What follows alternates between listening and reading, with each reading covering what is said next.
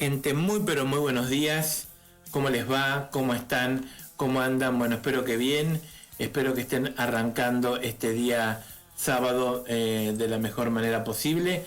Nosotros, como siempre, cada vez que nos podemos volver a encontrar, cada vez que podemos estar junto a ustedes, cada vez que podemos generar un ida y vuelta permanentemente y en forma constante, eso nos pone muy contentos. Así que estamos arrancando entonces con un programa más, en este caso, o mejor dicho, el primer programa de Héroes del siglo XX, esta historia sobre la guerra de Malvinas contada en primera persona, o historias en primera persona de lo que ha sido el conflicto del Atlántico Sur, de lo que ha sido la guerra de Malvinas. Es un programa el cual lo vamos a estar extendiendo durante algunos sábados nada más. No va a ser en forma permanentemente y constante este programa, sino la idea es la de realizar obviamente y desde ya algunas ediciones a lo que tiene que ver con lo que fue, repito, insisto, el conflicto del Atlántico Sur y lo que fue obviamente la guerra de Malvinas. Y la última gran epopeya, la última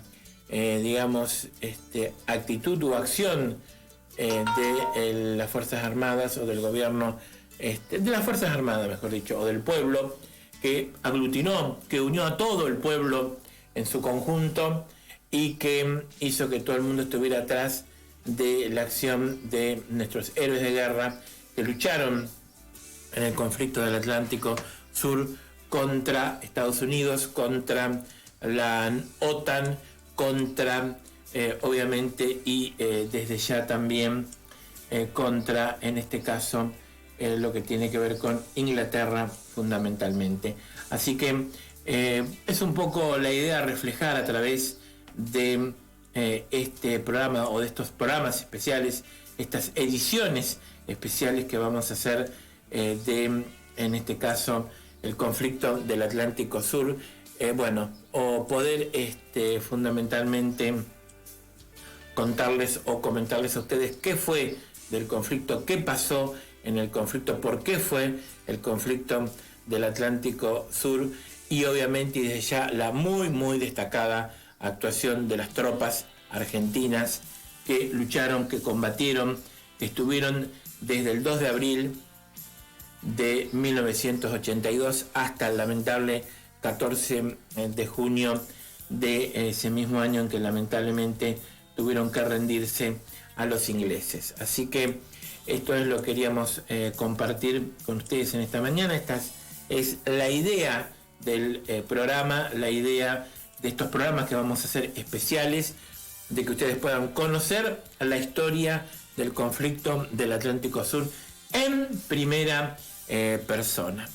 Y gente, recuerden que siempre se pueden comunicar conmigo al 22 27 50 0902 o a José Luis Alonso en el Facebook para que estemos comunicados, para que podamos generar un ida y vuelta para que estemos juntos. Así que esa es fundamentalmente la idea de este programa, poder reflejar, poder obviamente conocer desde ya la historia en primera persona del conflicto del Atlántico Sur y recordarles que la Argentina tiene héroes, que tiene héroes del siglo XX y esos héroes son los que tienen que obviamente y desde ya de esa forma poder obviamente reflejar lo que ha sido la guerra del Atlántico Sur, y vuelvo a repetir, el habernos enfrentado tanto a Estados Unidos como a la OTAN y también a Inglaterra. Así que esta es la idea de este programa, de estos programas que vamos a hacer a lo largo de varios sábados, que no van a ser muchos, pero obviamente van a ser a lo largo de varios sábados.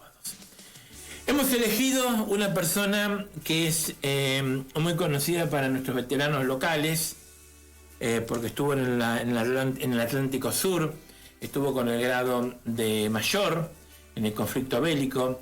Estoy hablando del teniente coronel retirado Oscar Ramón Jaimet, que en su momento, cuando estuvo en las islas, cuando estuvo en el conflicto, cuando estuvo en el Atlántico Sur, era mayor y obviamente pertenecía al Regimiento 6 de Infantería, donde estuvieron muchos de nuestros veteranos locales. Así que vamos a escuchar a continuación la entrevista que le hicimos a el teniente coronel retirado Oscar Ramón Jaimet, lo vuelvo a repetir, integrante del Regimiento 6 de Infantería de Mercedes, y que obviamente en su momento era mayor y que tuvo a su cargo a muchos de los veteranos de nuestra comunidad que estuvieron luchando en el Atlántico Sur. Obviamente que después nos vamos a estar desde ya despidiendo de estos programas especiales que van a durar una hora y pico, 1 hora 20, y que donde vamos a intentar reflejar, vuelvo a repetir, esos héroes del siglo XX que tenemos, que cuentan su historia en primera persona, que lucharon en las Islas Malvinas, que lucharon para recuperarlas a las Islas Malvinas, sin importar el gobierno de turno, la cuestión social o la cuestión económica, sino con el objetivo fundamental de defender a la patria y recuperar un pedazo de nuestra patria. De eso se trata el programa, de eso se trata, de reflejar la historia y la vida de aquellos que fueron a luchar a Malvinas y que lucharon para recuperar un pedazo de nuestra patria. Así que bueno, una extensa entrevista de 1 hora, muy interesante, con el teniente coronel retirado Oscar Ramón Jaimet, en su momento en Malvinas, en la guerra de Malvinas Mayor, integrante del Regimiento 6 de Infantería, en el cual muchos jóvenes estuvieron, obviamente actuales veteranos de nuestra comunidad, luchando ahí en las Islas Malvinas. Teniente coronel, muy buen día, ¿qué tal? ¿Cómo le va? ¿Cómo está usted? ¿Cómo andás vos? Bien, estoy bien. Muchísimas gracias por estos minutos, muchísimas gracias por la posibilidad de esta entrevista. Nosotros desde nuestro medio estamos conmemorando los 40 años de la gran gesta de Malvinas y estamos realizando una serie de entrevistas y hoy le hemos solicitado poder entrevistarlo, poder hablar un poco con respecto a cómo ha sido su participación en el conflicto bélico. Pero antes de eso, vamos a aclarar que durante lo que fue el conflicto bélico era mayor, paracaidista, comando y jefe de operaciones del Regimiento 6 de Infantería de la ciudad de Mercedes. Sí, he sido oficial de operaciones del Regimiento 6. Llegué en mediados de enero de 1982 al regimiento. Así que, bueno, me hice cargo de mis funciones y después, bueno, sucedió lo que sucedió, después terminé yendo a la guerra con el regimiento. Bien. Así que, bueno, eso es en definitiva. Bien. Teniente coronel, cuéntenos un poco esos días previos al 2 de abril, si se rumoreaba, se comentaba, se hablaba de la posibilidad de que la Argentina invadiera o recuperara las Islas Malvinas. Bueno, mira, te digo lo siguiente. Hola, ¿me estás tomando? Sí, perfecto. Bueno, te digo una cuestión. Primero y principal, cuando llegó el 2 de abril, estaba en el campo dando instrucción, controlando la instrucción y dirigiendo la instrucción del regimiento, la instrucción militar, a los soldados nuevos, o de la clase nueva. Estamos hablando del día 2 de abril. ¿Qué estaba haciendo yo? Me acababa de levantar, 6 de la mañana, 6 y pico, 6:30 de la mañana me levanté y estaba debajo de un árbol afeitándome con un espejito redondo, en fin, qué sé yo, salí de mi carpa, digamos. Bueno, y escucho la radio y digo, ¿qué pasó acá? Así que a nosotros, a todo el regimiento, desde el jefe de regimiento, pasando por mí y hasta el último soldado, nos tomó a todos por sorpresa. Nadie sabía nada. El día anterior o la noche anterior no sabíamos nada. Y no creo que mucha gente haya sabido algo. Así que todo esto fue una gran sorpresa y nos extrañó. Al menos a mí me extrañó. Yo estaba solo en el lugar ese, ¿no es cierto? Y bueno, eso fue. Bueno, y de ahí todo, a continuación hubo una convulsión por la noticia, radio, televisión, qué sé yo, todo, expresiones de júbilo. No en el cuartel, no estábamos en el cuartel, estábamos en un campo dando instrucción. Así que estábamos todo el tiempo, digamos, en el campo, y en el campo estábamos nosotros nada más. Así que, bueno, después de eso nos dieron la orden de prepararnos para volver al cuartel, en realidad hubo confusión porque no había órdenes concretas y además recién a partir de ahí el jefe de regimiento llamó al comando de la brigada, de la 10ª, cuyo comando estaba en La Plata, y bueno, empezaron a preguntar qué pasó, hasta que por ahí en algún momento aclaran, bueno, lo que pasó, tal cosa, tal otra, etcétera, contaron la secuencia de los acontecimientos, y que esperaran a recibir órdenes. Y estuvimos ese día, y no sé si ese día se recibió la orden de volver al cuartel, pero los soldados quedaron haciendo instrucción y la plana mayor del regimiento volvió. Yo me quedé, me dejaron a cargo a mí del regimiento de seguir haciendo instrucción. Y el jefe de regimiento fue llamado, después de llamar por teléfono a La Plata, fue llamado a La Plata cuando tuvieron una orden concreta, recibió la orden después de ir a Malvinas, pero en realidad, te digo, pasaron varios días hasta que se concretó una orden, la orden de ir. Primero que iba a ir una compañía del regimiento, después que 2 compañías y después que fue todo el regimiento. Pero a todo esto pasó una semana larga hasta que impartieron la orden y demás. Y de ahí empezó la preparación para precisamente poder hacer el embarque, etcétera, y hacer todas las previsiones. Pero en síntesis fue una gran sorpresa, una gran conmoción y una gran confusión. Bien. Hasta que se aclararon las cosas con una orden. Bien. Vamos a aclarar para el que está escuchando y mirando la entrevista que el teniente coronel me ha permitido que lo tutee, así que te lo agradezco. Esto lo digo no por parte mía de parecer un irrespetuoso ni nada que se le parezca, pero quiero hacer esa aclaración para el que está escuchando y está mirando esta entrevista. Así que bueno, gracias por la deferencia que has tenido conmigo, de permitirme tutearte. Oscar, si yo mal no recuerdo, si no tengo mal los datos, en la década del 60 ingresaste al Colegio Militar de la Nación. Yo entré al Colegio Militar en la década del 60. Bien. Vos dijiste el 70, ¿no es cierto? No, 60, perdón. Si yo tengo un problema en la voz que por ahí no se nota bien, bueno, entre 60 y 70. Yo tengo otro problema en el oído. No, por favor, no.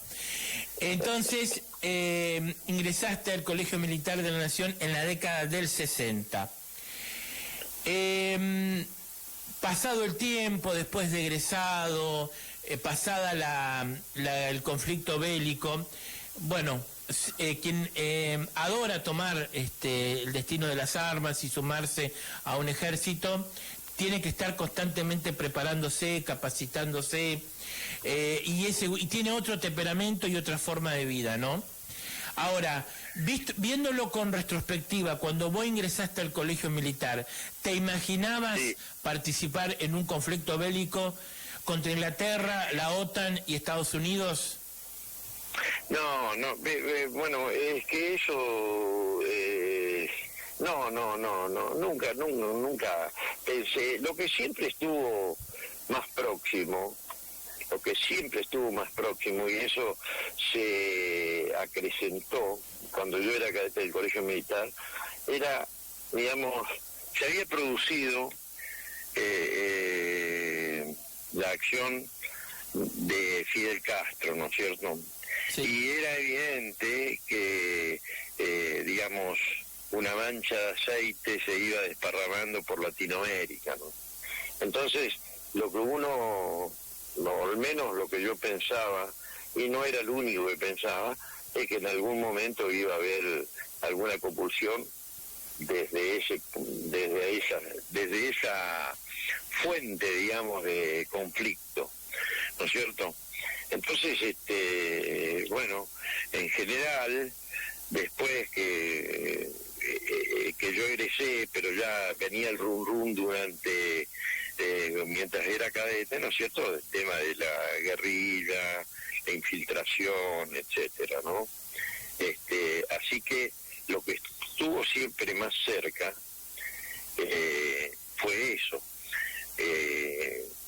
Tal y como terminó en la década del 70, ¿no es cierto?, con la agresión marxista a través de la guerrilla, y todo lo que vos conocés y yo conozco. Muy bien. Perfecto. Pero no la idea de pelearse contra la NATO o contra Inglaterra y demás, de ningún modo. Pero también te quiero aclarar lo siguiente. El tema de que las Malvinas son argentinas y demás, yo lo aprendí cuando iba a la escuela primaria pública, la nunca bien ponderada escuela primaria pública. Cuando yo iba a la escuela primaria era una escuela como corresponde. Pero aunque yo no era tan como corresponde, porque todos los días salía de la escuela y me peleaba y qué sé yo. Además vivía en el norte de la provincia de Santa Fe, en un pueblo pobre del norte de la provincia de Santa Fe. Bueno, pero esto es como un pequeño agregado, digamos, para tener en cuenta las circunstancias que vivía en aquella época. Lo que quiero dejar sentado es que la escuela primaria pública, fundamentalmente, es la que cimentó el espíritu patriótico en relación con todas las posesiones argentinas de ultramar, digamos, llámese, y que estaban sobre el mar territorial argentino, Malvinas, la Antártida, la Órcada, todas las islas esas que estaban por ahí dando vueltas. Así que por eso es que te traigo una referencia. El día que Galtieri salió al balcón y había tanta gente en la Plaza de Mayo y gritando en favor de Malvinas y esto y aquello, ¿de dónde salió ese sentimiento? ¿De golpe le apareció? No, en las escuelas se enseñaba el respeto, la veneración de los próceres, los símbolos, el respeto por el himno nacional, el respeto por y en cierta forma la añoranza, ¿no es cierto?, de los territorios que estaban que reclamaba Argentina, ¿no es cierto?, y que nadie le daba artículo, nadie le daba bola, hablando mal y pronto, ¿no es cierto? Así que eso es el sentimiento mayor.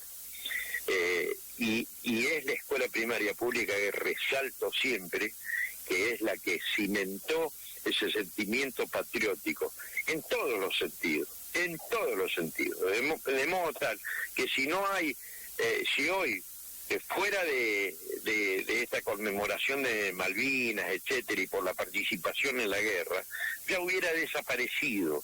Si no hubiera habido la guerra, con lo cual no justifico la guerra, ¿no es cierto? No justifico la guerra, hubiera desaparecido ese sentimiento. Entonces, pero, ¿cómo te podría decir? Lamentablemente hubiera desaparecido. ¿Por qué? Porque cada vez fue yendo en la escuela primaria pública fue decayendo en exaltar todo lo que es la enseñanza de la patria, las epopeyas históricas de San Martín, Belgrano, la conquista o recuperación de territorios continentales y el sentimiento por Malvinas y todo lo que está, todas las islas que están en el mar. Entonces, Perdón que te interrumpa. Sí. No me quiero ir de tema. No me quiero ir de tema, pero vale la pena la aclaración hacer este comentario, ¿no?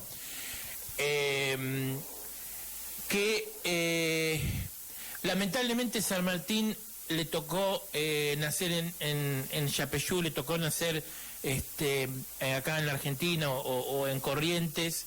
Y digo lamentablemente porque el paso de los Andes es una epopeya que se puede comparar con la de Aníbal. Fue una estrategia militar extraordinaria, pero lamentablemente San Martín nació acá.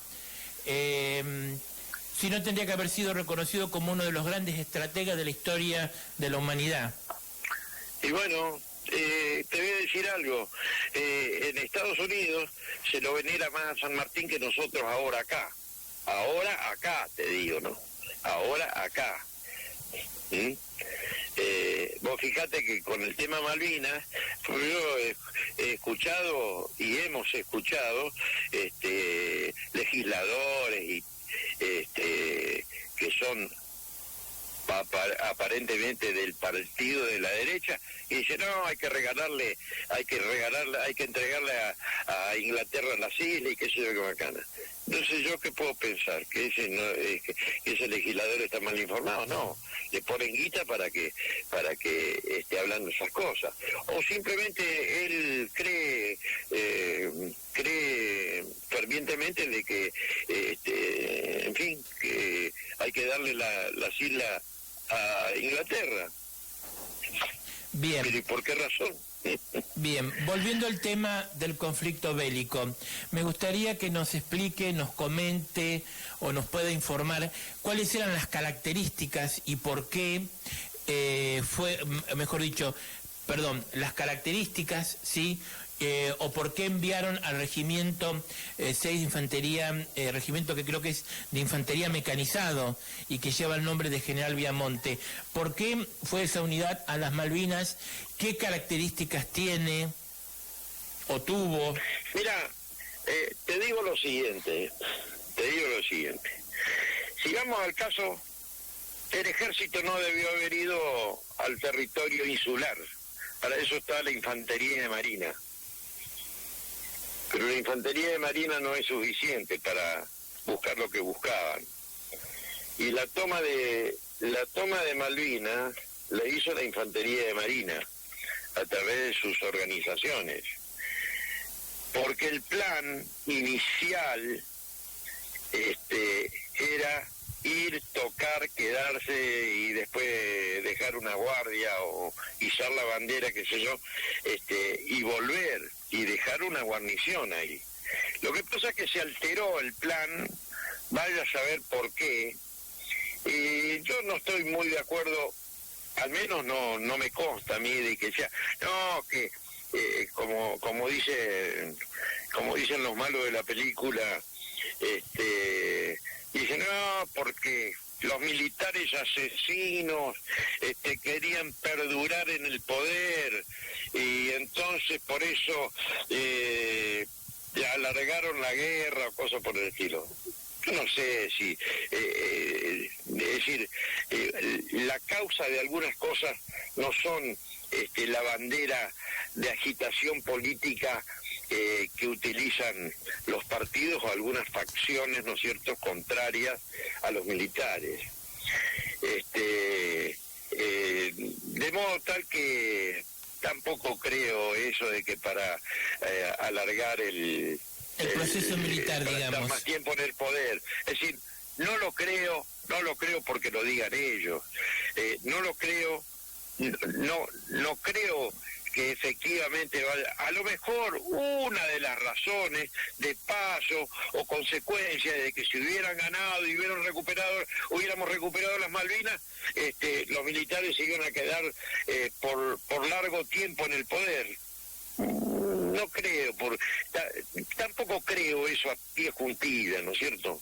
Bien. Que alguno haya tenido la debilidad o cosas por el estilo, o el mal tino, digamos, de sostener un gobierno con una guerra. Bueno, sí, está dentro de las posibilidades, pero no estábamos como para andar tirando manteca al techo. Y además, creo que ha habido un error estratégico importante, muy importante. Y es más, esto fue consecuencia para mí de una trampa en la cual cayó Argentina, y bueno, porque a algunos les gusta más el bronce que el trabajo, digamos, ¿no es cierto? Y de los cuales los militares no estamos exentos. Conozco militares que trabajan o han trabajado por el bronce, ¿no es cierto? Y moralmente son una basura, como el mayor vocero que tiene Argentina desde el punto de vista de los militares retirados, digamos, ¿no es cierto? Hay un militar retirado que fue comandante y demás, y la verdad que no quiero decir muchas cosas, y más bien digo pocas cosas, ¿no es cierto?, porque no se lo dije personalmente. Pero su actuación, yo lo voy a aclarar, así no tiene problema, que estamos hablando del teniente general Martín Balsa. Sí. Exactamente. Sí, pero la verdad es que es así. Bien. Entonces, que quieren chapear y estar con el gobierno de turno y cosas por el estilo, me parece una vileza y una falta de ética, que no tiene nombre, Bien.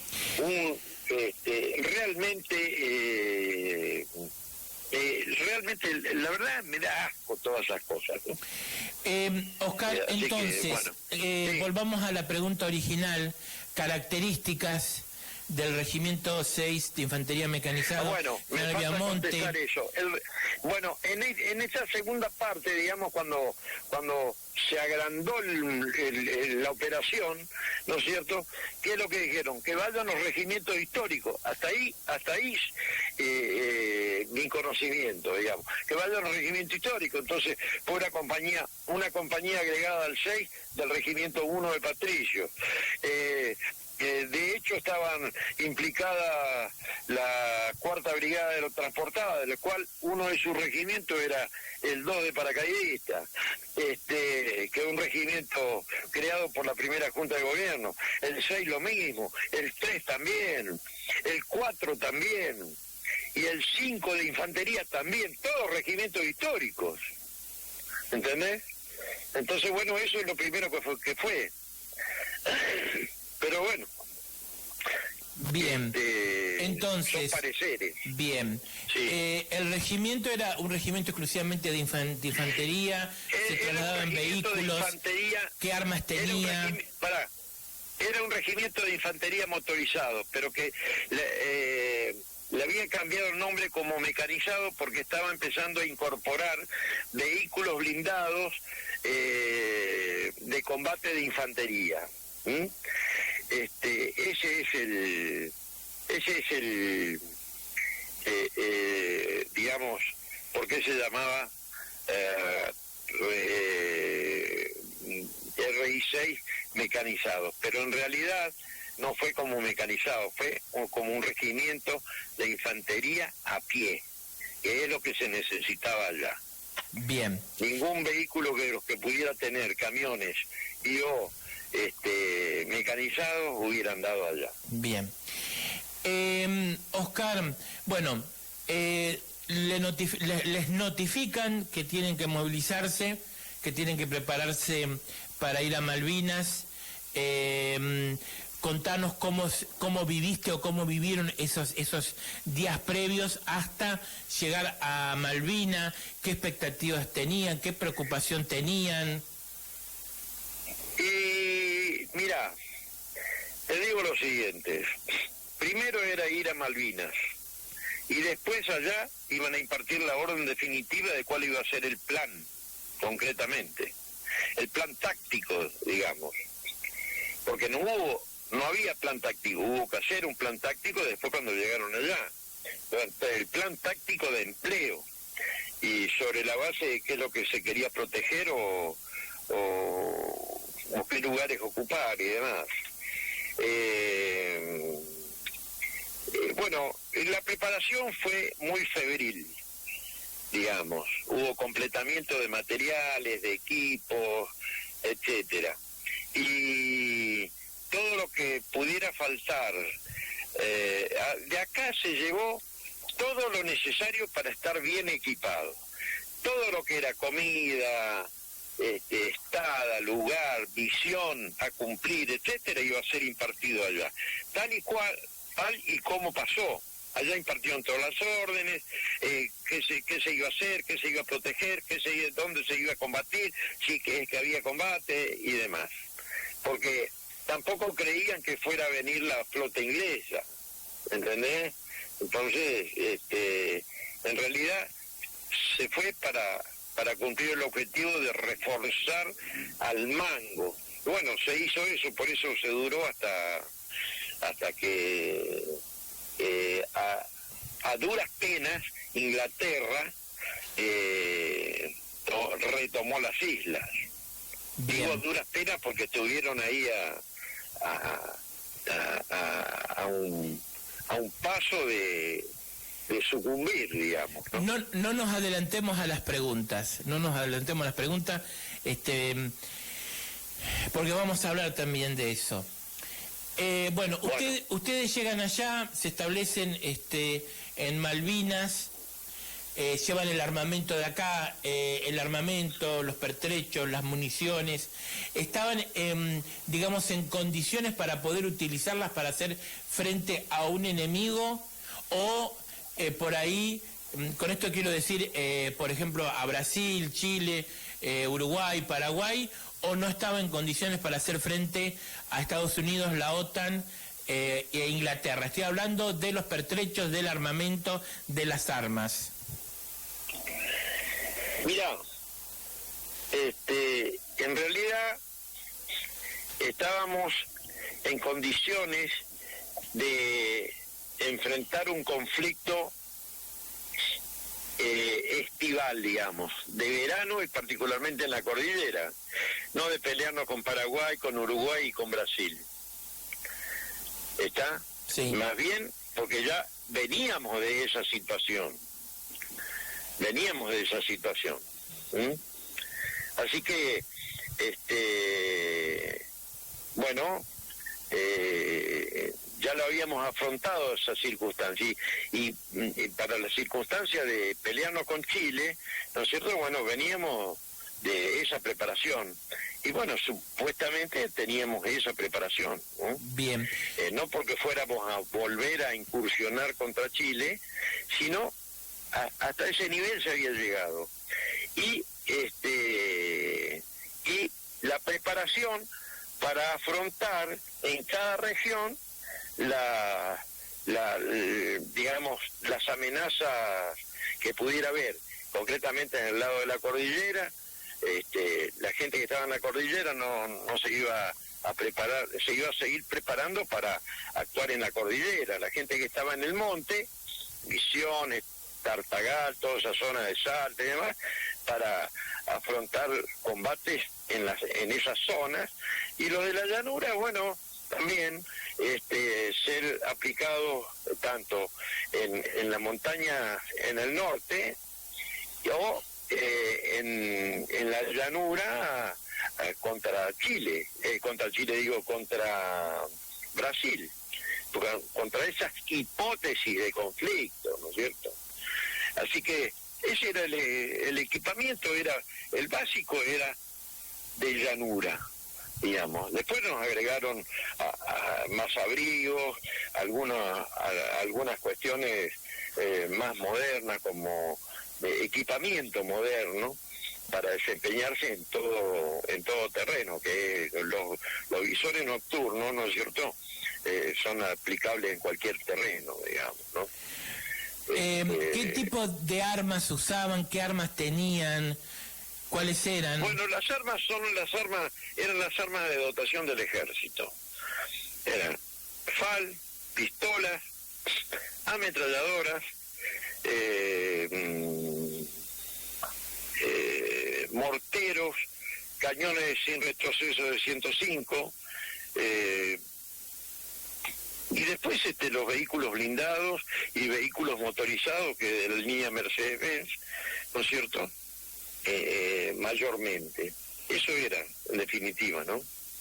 Las técnicas y tácticas son más o menos parecidas, solo que adaptables a las circunstancias del terreno que te pueda presentar el campo de combate. Bien. Lo que sí se agregaron equipos de radio que eran nuevos, bueno, y abrigo. Pero nosotros no teníamos mal equipamiento desde el punto de vista de la ropa y demás, borceguíes, etcétera. Nuestros borceguíes eran muy buenos. Oscar, hay otros más buenos seguro, pero bueno, los nuestros eran buenos. Sí. ¿Cómo estuvieron ya después, una vez que llegaron a las Malvinas, cómo se manejaron, cómo era el terreno, bueno, cómo era la rutina diaria hasta que desembarcaron los ingleses? Bueno, la rutina era, en principio, a mí me mandaron a cubrir una posición como reserva de la agrupación Ejército Puerto Argentino. Me mandaron estuve en el Cerro Dos Hermanas, primero en el Cerro Ken, hasta que de ahí me trasladaron al Cerro Dos Hermanas. Estuve también en el Monte Wall. Es una especie, como su nombre lo indica, un monte pared, digamos, con forma de pared. Bueno, estuvimos también ahí, en distintos movimientos y con fracciones. Por ejemplo, estábamos en el faldeo del Cerro Ken con helicópteros, y todo el combustible para los helicópteros, munición para nosotros, etcétera. Y hubo una sección que estuvo en el Monte Wall también, y después nos cambiaron la orden, porque ¿qué es lo que pasó? Estábamos en ese lugar porque el dispositivo era defenderse de un ataque por la playa. Pero resulta que después el ataque no se produjo, es decir, una vez que los ingleses desembarcaron, la línea de aproximación era por lo que era la retaguardia nuestra. Entonces, la retaguardia nuestra se terminó transformando por imperio de la circunstancia, por imperio de la circunstancia hubo que modificar el dispositivo y el plan, concretamente porque la amenaza venía desde la dirección exactamente contraria. Entonces se organizaron posiciones de defensa con regimientos que vinieron de la Mesopotamia, el 5, el 4, bueno, no me acuerdo en este momento qué otro regimiento, pero con esos regimientos se cubrieron, digamos, todo el frente en dirección a San Carlos, que es desde donde venía la amenaza terrestre, digamos, desde el lugar que habían desembarcado. Bien. Así que la retaguardia, yo estaba en la retaguardia y terminé quedando en la primera línea, no obstante cumpliendo una función, digamos, de reserva de la agrupación Ejército Puerto Argentino. Bien. Oscar, ¿cómo era el suelo de las Malvinas? ¿Qué tipo cosa? ¿Cómo era el suelo de las Malvinas y qué tipo de operaciones permitía el suelo de las Malvinas? Bueno, mira, el suelo de Malvinas es una turba que es un estrato que es anterior a la formación, digamos, del petróleo y demás. Pero es sumamente esponjosa, retiene mucha humedad y bueno, y es dificultoso. Lo peor que hay es no podés reforzarte en el terreno porque vos cavás 30 centímetros y aflora agua. Y además es dificultoso la transitabilidad a pie y motorizado. ¿Por qué? Porque te hundís. Entonces, si uno en llanura camina 5 a 6 kilómetros por hora con todo el equipo, ahí haces más o menos en una hora harás 1 kilómetro por hora, una cosa así. Por supuesto hay lugares donde podés avanzar un poco más rápido, pero realmente es muy dificultoso, muy pesado. No hay cubiertas, excepto los lugares donde hay afloramientos rocosos. ¿Por qué? Bueno, porque no hay un yuyo, no hay un árbol, es más o menos como la puna, pero la puna es muy seco y vos podés caminar. Lo que te dificulta mucho la caminata es el efecto de la puna, concretamente, ¿no es cierto?, sobre el organismo. Ahí no había puna, pero te agitaba mucho y te cansaba mucho porque te hundías. Pero también tiene más o menos la misma conformación en cuanto al aspecto. Es decir, no vamos a comparar la puna en cuanto a que es absolutamente pelado. Y ahí en Malvinas también, desde ese punto de vista, pero no en cuanto a la consistencia del terreno. La puna no te hundís. Bien. Ahí en Malvinas sí. Bien. Te hundís y ahí el afloramiento de agua. Oscar, antes de entrar... Después tiene muchas limitaciones desde el punto de vista de la cubierta y encubrimiento. Vos para cubrirte y encubrirte,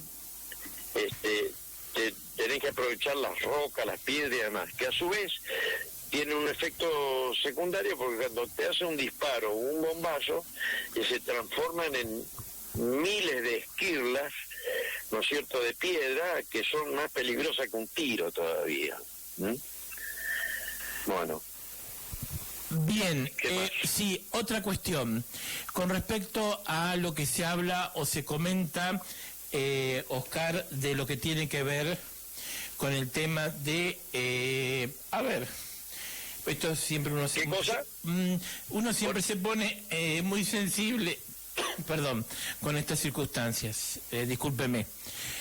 Sí. Con respecto a lo que se decía o que se hablaba de los chicos de la guerra, que fueron con 2 días de instrucción, que no se podía... Mira, todo eso es una gran mentira.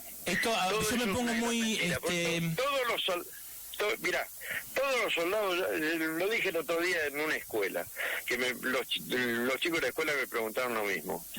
Todos los que fueron de mi regimiento al menos, y de la mayoría de los regimientos, eran soldados de la clase anterior que estaban estaban instruidos. Si estaban perfectamente instruidos o no, dependía de la unidad y su grado de cumplimiento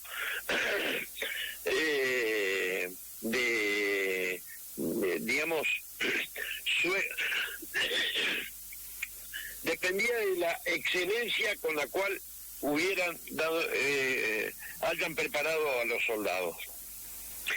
Respecto de que hubo gente que era de la clase incorporada, sí, también, pero como completamiento.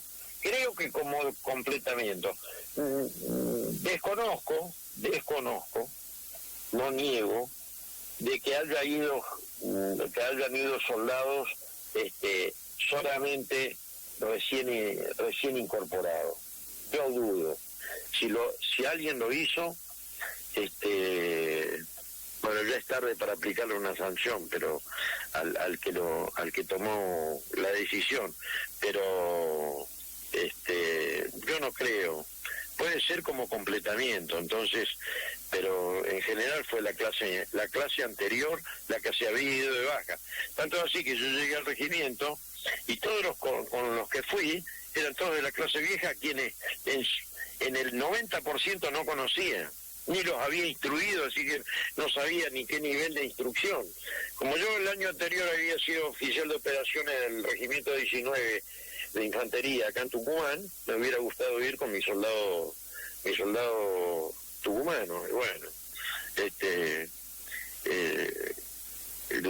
la mala suerte de que preparaba a la gente para ir a la guerra, para jugar contra el Manchester United y terminar jugando contra Alemania. ¿Qué quiere que te diga? Vamos a aclarar para la gente que nos está mirando y está escuchando en este momento que estamos charlando con el teniente coronel retirado Oscar Ramón Jaimet.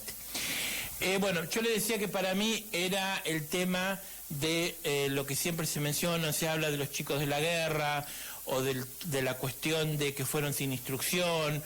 Siempre para mí es un tema sensible.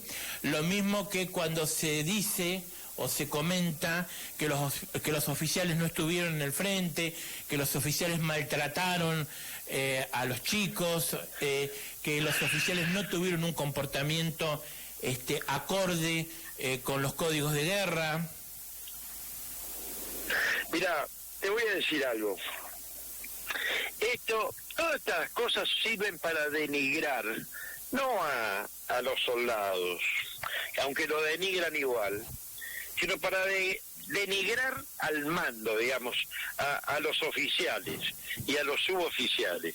Y yo te digo lo siguiente, eso es una mala propaganda, que a lo mejor ha habido 1, 2 o 3 casos. Bueno, si a mí me dicen que en la guerra de Vietnam nunca hubo un abuso de autoridad, bueno, alguien está mintiendo gravemente. Si alguien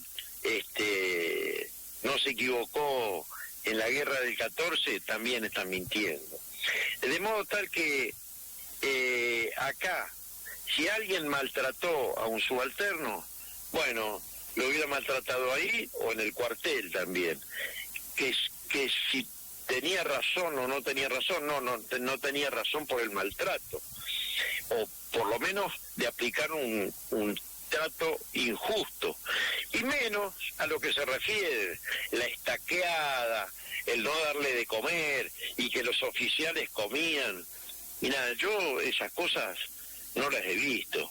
Puede que algún oficial que haya estado en Puerto Argentino haya comido lo mejor y a los soldados le daba lo peor.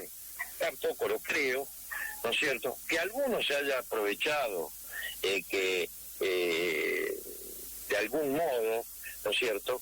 Pero no es trascendente eso ni para descalificar a los miles, los varios cientos de oficiales y suboficiales que hubieron en Malvinas y que han tenido un comportamiento ejemplar, viviendo las mismas vicisitudes de sus soldados, porque no hay otra manera de mandar. No hay otra manera de mandar que no es estar al frente y asumiendo las responsabilidades como corresponde. Que dormía mejor. Si a mí me dicen que en Malvinas, en una posición de defensa, como estábamos nosotros, era posible obtener un mejor lugar para dormir, mira, yo no lo encontré. Lo que sí encontré hacerme una protección con piedra para el momento de los bombardeos y meterme ahí, pero como lo hicimos todos, o la mayoría. nos protegíamos entre medio de las piedras. El mayor Jaime, el teniente primero, el otro teniente primero, el teniente, el subteniente, el suboficial principal, encargado de compañía, y todo el mundo. Mira, yo realmente todos esos tipos gozan haciendo que un acto excepcional y negativo sea aplicable a todo el mundo. Todo el mundo hacía esto. Mentira. Todo eso es mentira. Que hubo, seguramente, pero no en la magnitud que le asignan, ¿no es cierto? Entonces, en cambio yo sí he visto, y a lo largo de mi carrera militar he visto, el soldado argentino, un soldado colaborador, entusiasta, cumplidor, hace lo mejor para el mejor cumplimiento de la misión. No se anda tirando para atrás y aplica su mejor sentimiento para proteger, ayudar a los camaradas, a los compañeros. Además de eso, es entusiasta, quiere a su país. Todos esos tipos que utilizan la crítica para denostar a los militares es porque no quieren a su país. Ellos creen que de esa forma dicen la verdad, no, porque nosotros decimos la verdad, que los cobardes oficiales ocultan. Mentira. ¿Que ha habido malos oficiales? Por supuesto que ha habido malos oficiales. Yo no digo que no. Siempre los ha habido. Bueno, que no quiero dar no nombres y apellidos, sino Es entendible. Sí, claro, Oscar, yo te voy a dar la digamos la síntesis de todo esto. El soldado argentino, en todo lo que es mi experiencia, que siempre tuve soldados y tuve cuadros, ¿no es cierto?, es el mejor soldado del mundo. Lo único que piden de sus superiores es que lo manden bien. Por supuesto que si no lo mandan bien, como a cualquiera, sea soldado, empleado de una fábrica o lo que sea, no va a andar bien. Y también tanto lo molestan o no lo dejan o no le exigen lo que es justicia, ¿no es cierto? Seguro que va a andar mal, ¿no es cierto? Pero el soldado argentino es un buen soldado aplicable, alegre, colaborador y demás, como lo es el hombre argentino. Por eso yo digo, el mejor soldado del mundo, soldado argentino. Lo único que pide es que lo manden bien. Igual que el digno pueblo al cual pertenece, que quiere que sus dirigentes lo dirijan bien. Eso es. Y no que los caguen, y se le aprovechen y se le queden con plata y cosas por el estilo. El soldado argentino es el mismo argentino que se viste de uniforme y va y combate. El de todos los días. Oscar, una vez que ya comenzó, comenzó el ataque aéreo por parte de la RAF en las Islas Malvinas y comenzaron los primeros combates, ¿cómo viviste ese momento? ¿Cómo estabas vos en ese momento, cuando empezaron los ingleses a llegar? Mira, no recuerdo negativamente. Sí, te preocupa, pero vos esperás que el enemigo proceda como vos creés que va a proceder.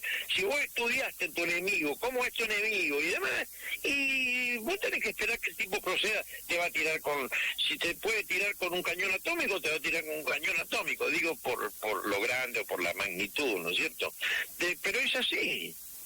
Bien. Es así, no esperes que te venga a dar un abrazo. Bien. Entonces, si no, ¿a qué estamos jugando? Sí, Te escucho. Gracias. Oscar, vos fuiste comandante de la compañía B Piribibuy, combatiste, bueno, en Monte Harriet, en lo que es también Dos Hermanas y Monte Tumbledon. ¿Qué nos podés contar de todo esto? ¿Qué nos podés decir? Bueno, mira, te voy a decir lo siguiente. Yo estaba muy mal ubicado, producto de que me ordenaron la ocupación de un lugar que tácticamente era no era correcto. Y yo modifiqué de la mejor forma. Lo modifiqué previo a un gran encontronazo con quien me había impartido la orden y demás, y yo modifiqué el dispositivo, pero en realidad la orden impartida era inapropiada desde el punto de vista que la relación posibilidad de cumplir con la misión en relación con los medios disponibles estaba absolutamente en desmedro, digamos, de los medios disponibles, es decir, los medios no eran proporcionales al objetivo. Entonces yo por eso modifiqué la posición, el dispositivo de mi tropa para aumentar un poco la posibilidad de mis medios. Pero de ningún modo, si se hubiera producido lo que estaba previsto, no hubiera podido estar a la altura, no hubiera podido cumplir la misión, al menos exitosamente. Pero evitaba la pérdida humana y material, o preservaba de algún modo vidas humanas y materiales.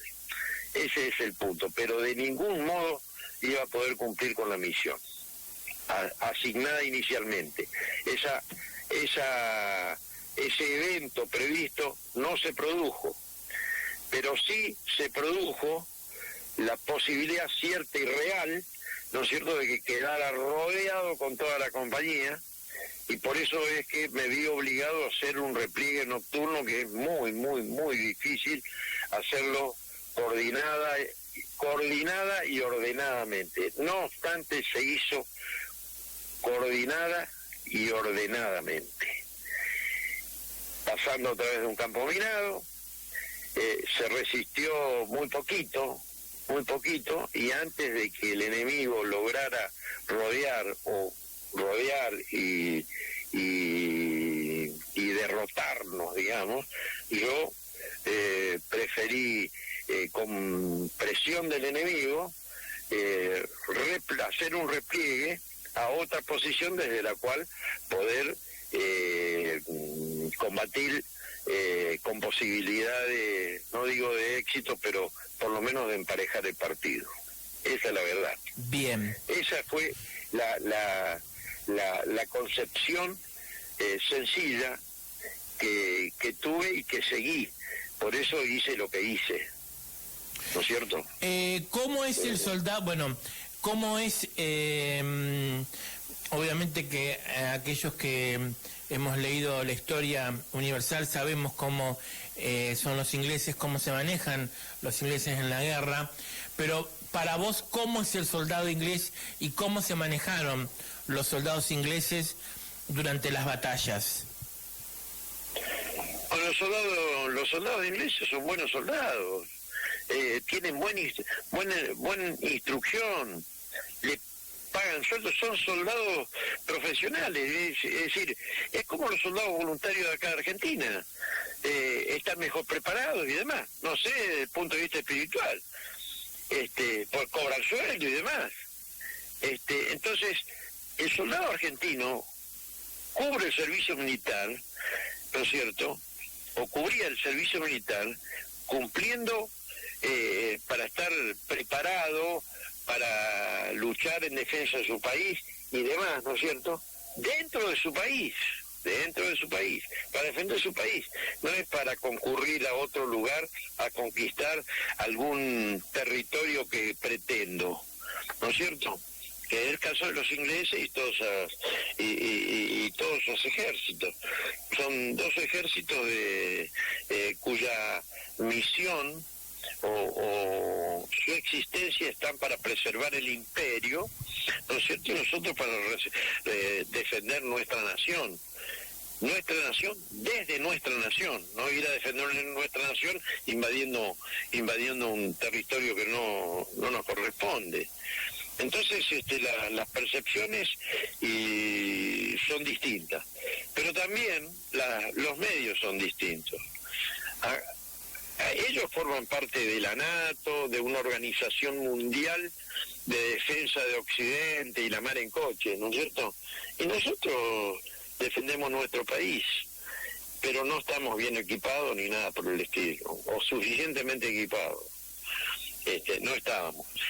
Es decir, no estábamos para cumplir esa misión. Es más, nunca habíamos practicado ni tenido como hipótesis de conflicto recuperar las Islas Malvinas. Entonces, porque para todo hay que tener una preparación, no solo física, técnica desde el punto de vista militar, hay que tener una preparación espiritual y convencimiento de qué es lo que estamos haciendo y por qué vamos a hacerlo. Nosotros nunca fuimos a invadir nada.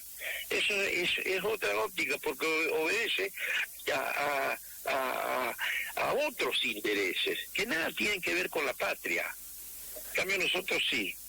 Nosotros defendemos nuestro país desde aquí.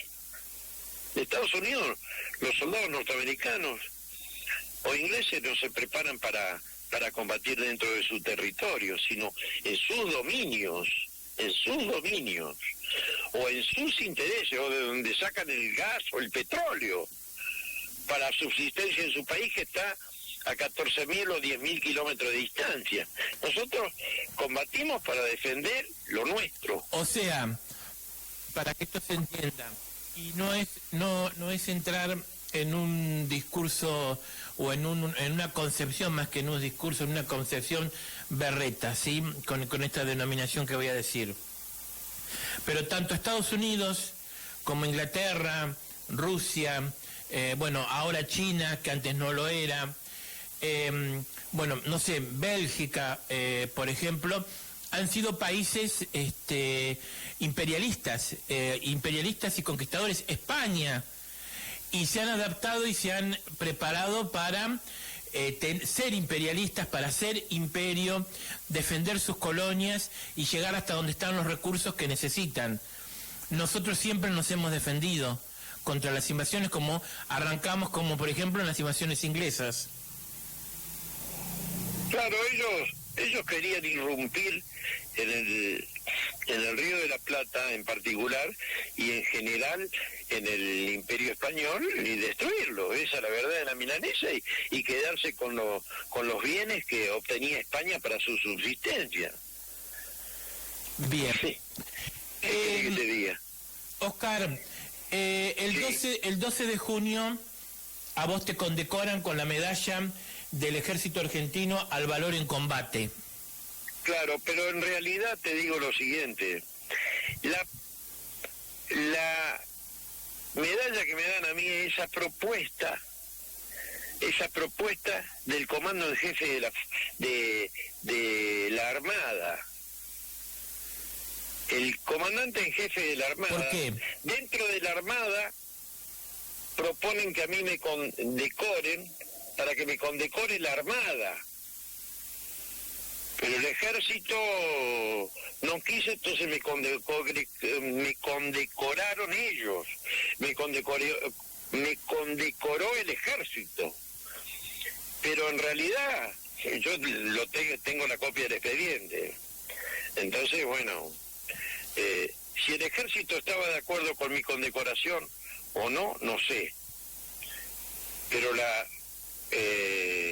Armada Nacional sí estaba de acuerdo. Para que esto se entienda y para que la gente que está mirando y escuchando que por ahí no conoce las terminologías militares o no conoce las características militares, y aparte tampoco no tiene por qué saberlo. Es una de las medallas más importantes que se reciben en lo que tiene que ver con la cuestión de el valor, digamos. Bueno, el valor frente al enemigo. El valor frente al enemigo es un son un conjunto de cosas.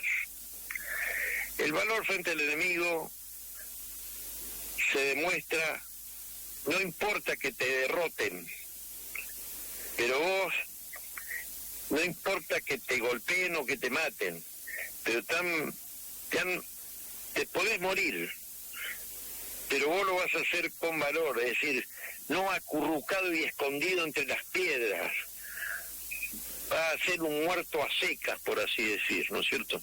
Si no combatís, te morís por estar escondido y rehuyendo. Bueno, es un modo, el valor, valga la redundancia, es uno de los valores que uno debe poseer.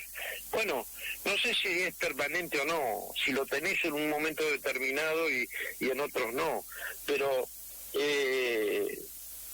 el valor es la presencia de ánimo y el estado presente permanentemente ejerciendo el mando, ya sea porque tenés el don de mandar o porque practicás y te preparaste para mandar. Creo que son las dos cosas. Oscar. Y eso se hace con valor. Y para mandar, vos podés tener el don de mando y no tener el valor para poder hacerlo. Ese es todo el drama, ¿no es cierto? Entonces hay que tener todo junto, y estar en presencia y demás. Para mí el valor es lo que le da el plus al ejercicio del mando, digamos, ¿no? Altieri le pide a Menéndez, al gobernador Menéndez, que no se rinda en las últimas horas de la guerra, ¿no? Y que realice un contraataque final, o un contraataque. ¿Eso era factible, era posible, o era una locura? No era posible, debió haberse preparado antes y demás. La transitabilidad es un factor fundamental en la consecución de un contraataque. Y estaba todo empeñado. Y yo aprendí ahí que el contraataque hay que largarlo antes de que el enemigo penetre en el dispositivo. Esa es la verdad de la milanesa. Si no, no llegás a tiempo. No llegás a tiempo, y menos a gamba. Esa es la verdad. Bueno, a vos te condecoran el 12 de junio. El 14 de junio las tropas argentinas, ante el avance inglés, ante el avance terrestre inglés y los bombardeos de la RAF, se rinden. ¿Cómo viviste vos ese día? ¿Cómo estabas vos? ¿Dónde estabas? ¿Qué día decís vos? Cuando si la condecoración fue posterior, yo ni sabía. Perfecto, perfecto por la aclaración. No, la condecoración no fue en el campo de combate, la condecoración fue en el cuartel, y después que habían condecorado todo el mundo ya. De un buen día apareció con el comandante de la 10ª brigada y me condecoró. Pero con una formación especial, no me acuerdo si agregaron, fue como en una segunda tanda de condecoraciones, ¿no es cierto? Cuando el ejército resolvió la propuesta de la fuerza de la Marina a mi condecoración. Es decir, todo un trámite burocrático, porque todo eso tardó su tiempo. Bien. Yo ni me lo esperaba y realmente fue una sorpresa. Entonces, el día que las fuerzas argentinas se rindieron, ¿no? Ese 14 de junio de 1932, Sí. en el territorio insular. estabas haciendo vos? ¿Cómo estabas? ¿Cómo viviste esa jornada? Mirá, ese día ya era previsible porque todo el mundo estaba dejando sus posiciones. Ya, la verdad, la gente estaba muy, muy cansada. Agotado estaba todo el mundo. Nosotros, por ejemplo, estuvimos 55 días a la intemperie. Toda la gente estaba arriba de los cerros. Agotados. Comiendo una vez por día. Dividiendo la ración, media a la mañana, y media al mediodía y media a la noche. Yo perdí 15 kilos de peso. ¿En qué consistía la ración de alimentos? La ración, yo tenía una cocina de campaña y cocinaba todos los días. Había el equipo de rancho, sí, que cocinaba todos los días y daba de comer. ¿Qué comían? Y comía guiso y guiso 1, guiso 2, guiso 3, lo que sea. Yo había establecido, había ordenado que hubiera un corral con ovejas, ¿no es cierto?, para que siempre hubiera carne en todas las comidas, sea como fuere, sea cual fuere la comida, había carne. Todos los días había carne. Estaba penado matar las ovejas, y bueno, mala, como digo yo, mala leche. Bien. Así que, además, le dije al jefe de los cocineros, al responsable de la comida, le dije, bajo mi responsabilidad. Estaba prohibido comer... Sí, estaba prohibido tocarle las cosas a los isleños. Claro, sí, bueno, pero ¿sabes qué? Las vacas estaban del otro lado del alambrado que pasaba por mi posición. Y yo iba a dejar las cosas ahí mientras veía a mis soldados que se cagaban de hambre. Ni en pedo. Y no lo digo ahora que me están reportando, lo hice allá, así que no tengo ninguna cuestión más que demostrar. Bien. Y le mandaba sí. Además, le mandaba animales faenados a mi regimiento, que estaba en Puerto Argentino. Bien. Oscar, para ya ir finalizando la entrevista. En primer lugar, cuando volviste a la Argentina, vos te desempeñaste como mayor, pero te retiraste como teniente coronel. ¿Alguna vez pensaste en retirarte del ejército? ¿Alguna vez dijiste, no hice lo que tuve que hacer? ¿Alguna vez dijiste, me equivoqué de profesión? ¿Alguna vez dijiste, se me fue todo de las manos? No. Mira, te voy a decir lo siguiente. Lo único que me pasó es que después que me retiré 10 años, más o menos, yo en víspera de retirarme me puse a trabajar, monté una empresa, trabajé 30 años afuera. Me fui bien. Merced a aplicar la misma metodología que aplicaba el ejército. Trabajar todas las horas que fueran necesarias y controlar todo lo que fuera necesario y estar siempre a la cabeza de todos mis empleados y demás, y hablar con mis empleados y aplicar todo lo que había aprendido en la paz y en la guerra como oficial. Además, todo el mundo sabía quién era yo y demás. Y de frente mar con todo el mundo.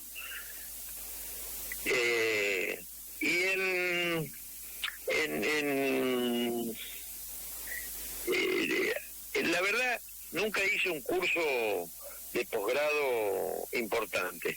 El trabajar para mí fue el mejor estudio de posgrado que hice, que fue un estudio de posgrado de liderazgo. El liderazgo que había aprendido en el ejército y había aplicado en el ejército, apliqué en mi trabajo. Yo tenía una empresa de cosecha de limón, y el limón acá en Tucumán se cosecha a mano con una tijera cortándolo y demás. Y la organización y todo eso, y la forma de comportar y exigir y demás, fue igual que en el ejército, y tratando fundamentalmente de enseñar, que es lo que siempre hice en el ejército, enseñar, dar el ejemplo personal, y liderar, guiar y enseñar y corregir. Quiero terminar la entrevista para que dejes un mensaje, dos mensajes. Quiero finalizar la entrevista con dos mensajes. Un primer mensaje para la gente que te está mirando y te está escuchando en general, y un mensaje en particular, no sé si quienes estuvieron bajo tu mando, que son de aquí, de nuestra comunidad, nuestros vecinos que son veteranos, por ahí estarán mirando o no esta entrevista, no lo sé, pero quiero que dejes también para ellos un mensaje. Bueno, mira, en principio, a los ciudadanos de Navarro que fueron soldados del Regimiento 6 y estuvieron en Malvinas, un gran abrazo a ellos. Y a los que le siguieron en la clase nueva de los 2 años que estuve en el 6. He hecho mucha instrucción en el 6 con los soldados y apliqué nuevos métodos que yo estudié, y algunos de ellos lo creé yo. Nuevos métodos de tiro y demás que después el ejército aplicó.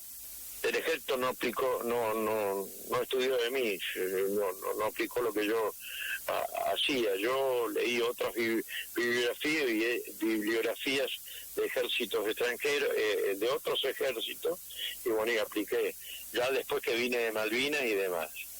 Así que, y a los que estuvieron del 6 en Malvinas, un gran abrazo para ellos. Siempre guardo en mi mente a todos aquellos que estuvieron conmigo en Malvinas. Realmente, les repito lo de siempre: el mejor soldado del mundo es el soldado argentino. Lo único que pide es que lo manden bien. Y eso es una constante.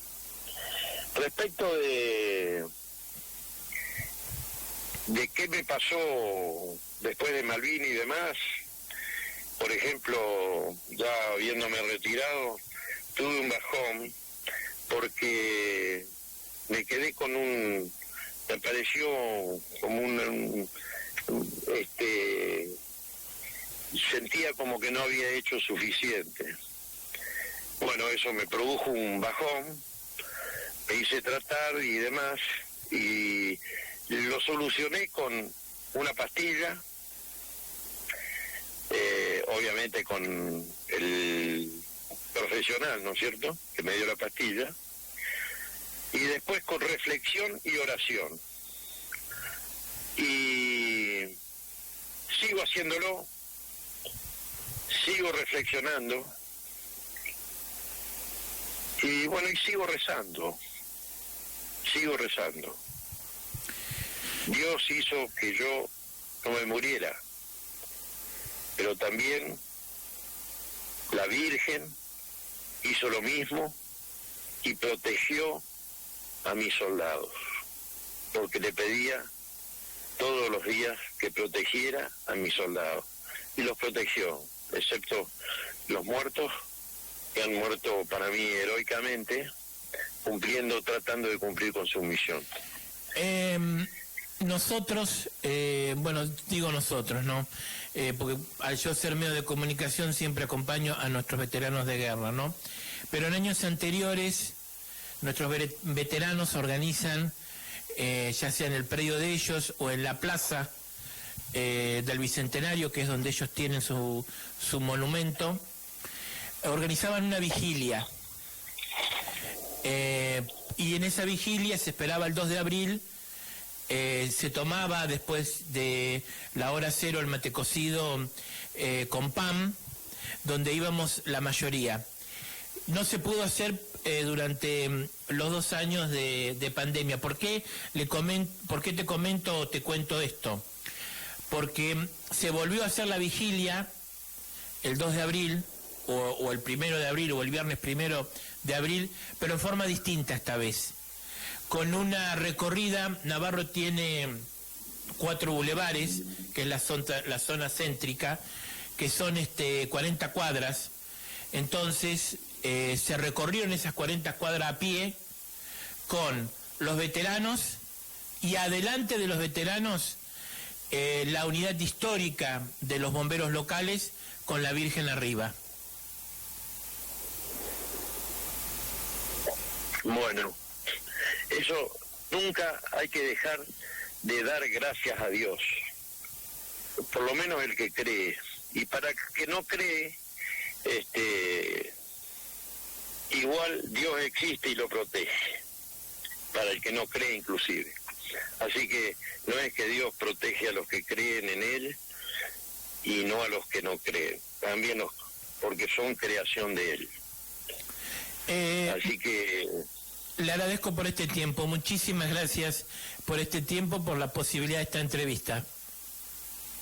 Bueno, después yo te agradezco a vos que me entrevistaras y demás.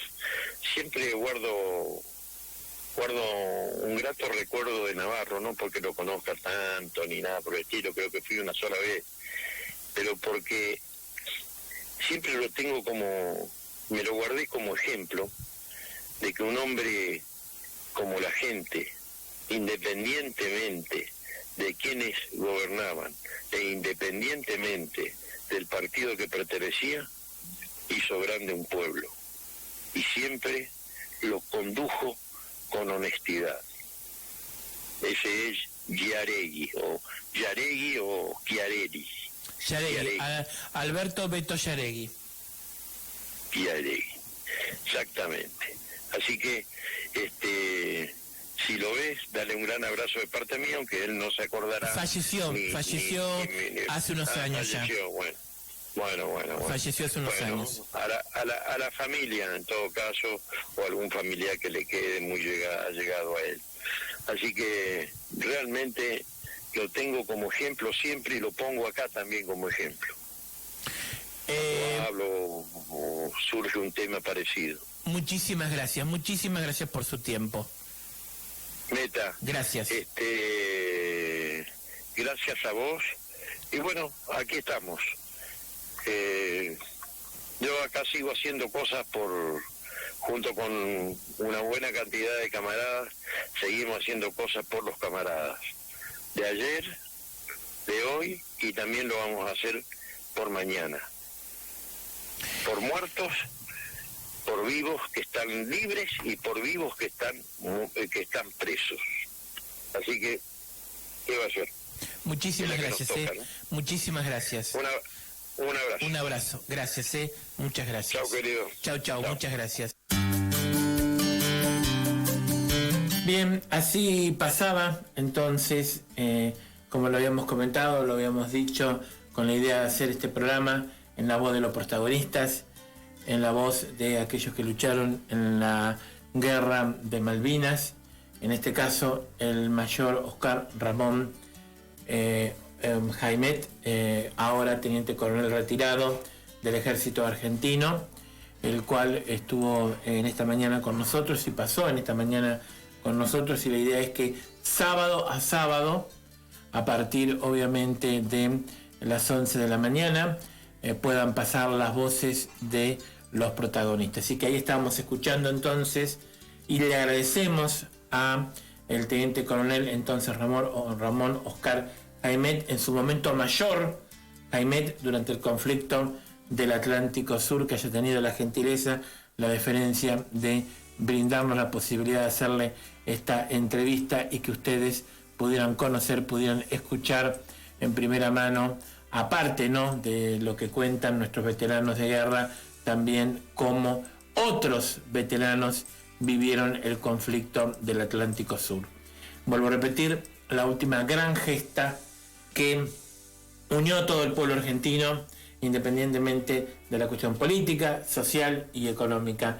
Este no es un programa con la intención de hablar políticamente o económicamente o socialmente sobre un proceso de la historia argentina, sino que estamos para hablar y desarrollar lo que fue el conflicto del Atlántico Sur, porque la Argentina, como desde 1810 hasta ahora, ha tenido héroes, ha tenido patriotas, y en el siglo XX la Argentina tiene sus héroes y a quienes tenemos que tener en estima, respetar, enaltecer, recordar y tener siempre vigente que hubo héroes que están vivos y héroes que están enterrados en las Islas Malvinas esperando que vayamos.